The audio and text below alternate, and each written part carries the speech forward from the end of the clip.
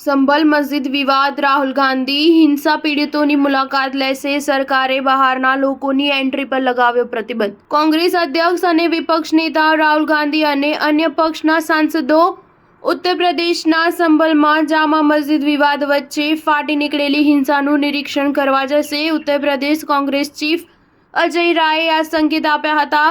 Congress chief Ajay રાયે જણાવ્યું હતું કે વાયનાડના સાંસદ પ્રિયંકા ગાંધી વાડ્રા પણ વિપક્ષ નેતા સાથે સંભલની મુલાકાત લેશે. આ હિંસામાં 5 લોકોએ જીવ ગુમાવ્યા હતા. કોંગ્રેસ નેતા સચિન ચૌધરીએ જણાવ્યું કે પોલીસ અમને સંભલ જતા રોકી રહી છે. અગાઉ 2 ડિસેમ્બરે પણ અમે સંભલની મુલાકાત લેવા માંગતા હતા. હું પૂછવા માંગુ છું કે શું અમે પીડિતોને સાંત્વના પણ ન આપી શકીએ? અમે આ મામલે સીબીઆઈ તપાસની માંગ કરીએ છીએ.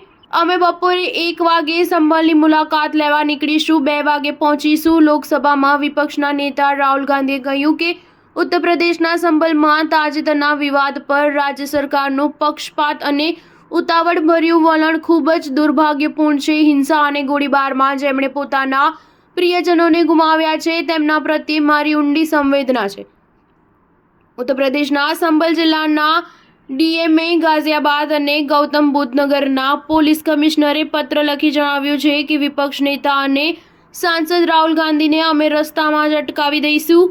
10 ડિસેમ્બર સુધી સંભલ જિલ્લામાં બહારના લોકો અને નેતાઓના પ્રવેશ પર પ્રતિબંધ હોવાની આ પગલું ધરવામાં આવ્યું છે. સંભલના ડીએમએ સંભલમાં પ્રવેશ કરવાના તમામ માર્ગોના પોલીસ અધિકારીઓને પત્ર લખી જાણ કરી દીધી છે કે તેઓ કોઈ પણ બહારના વ્યક્તિ, ખાસ કરીને રાજકીય નેતાઓને જિલ્લામાં પ્રવેશ નહીં આપે. સ્ટાર ન્યૂઝ 7 હંમેશા સચ્ચાઈની સાથે.